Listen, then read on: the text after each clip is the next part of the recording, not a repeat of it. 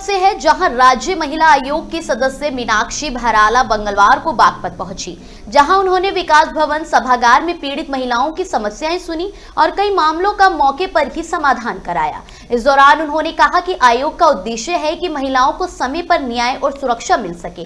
पीड़ितों को भरोसा दिलाते हुए भराला ने कहा कि वे हर समस्या को गंभीरता से लेकर टेबल पर इंसाफ दिलाने का काम करती है। इस दौरान पत्रकारों से बातचीत में सीमा हैदर के पाकिस्तान ना जाने वाले बयान पर प्रतिक्रिया देते हुए भराला ने कहा कि सरकार इस पर निर्णय लेगी, लेकिन सीमा हैदर को बेवजह इतनी लोकप्रियता नहीं दी जानी चाहिए। अगर उसके पास वैध नागरिकता है तो वह भारत में रह सकती है, लेकिन इसका फैसला नियमों के अनुसार ही किया जाएगा। मीनाक्षी भराला के दौरे के दौरान सुरक्षा के कड़े इंतजाम किए गए थे और प्रशासनिक अधिकारी भी मौजूद रहे। आयोग के सदस्य ने अधिकारियों को निर्देश दिए कि महिला संबंधित शिकायतों को प्राथमिकता पर लेकर जल्द से जल्द निस्तारित किया जाए। अभी मेरा पहला ही विजिट है बागपत में और इसके बाद हम यहाँ रणनीति बनाएंगे कि कहाँ कहाँ जाना है, किस किस जगह का निरीक्षण होना है।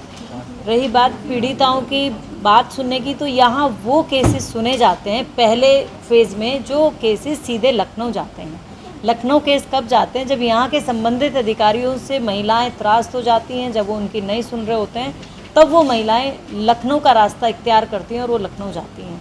लखनऊ जाके अपनी जब वो बात रखती हैं, उसके बाद हम फिर संबंधित अधिकारियों से बात करके उन महिलाओं की पीड़ा को कम करने की कोशिश करते हैं। मैडम, जैसे पहलगांव आतंकवादी हमला हुआ है, तो भारत में जो लोग पाकिस्तानी रह रहे हैं उन्हें वापस भेजा जा रहा है।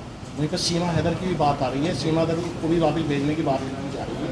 कहा जा रहा है कि सीमा हैदर ने कहा अगर मैं पाकिस्तान चले गई तो ट्रेन में से कूद जाऊँगी। आपका इसमें क्या कहना है? सीमा हैदर को वापस भेजा जाए?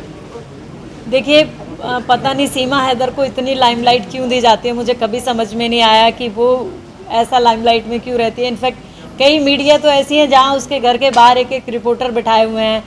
देखिए, वो शादी करके वैसे यहाँ आई है, उसने शादी करी है, बाकायदा उसकी 2 बच्चियाँ भी हैं यहाँ पे आने के बाद। तो मुझे लगता है कि अब जब वो यहाँ आ गई है तो ऐसे ठीक ठाक रह रही है, कोई शांति भंग भी नहीं कर रही है, तो उसको नहीं भेजा जाना चाहिए। बाकी तो अब सरकार की मर्जी है कि सरकार उस पर क्या कदम उठाएगी।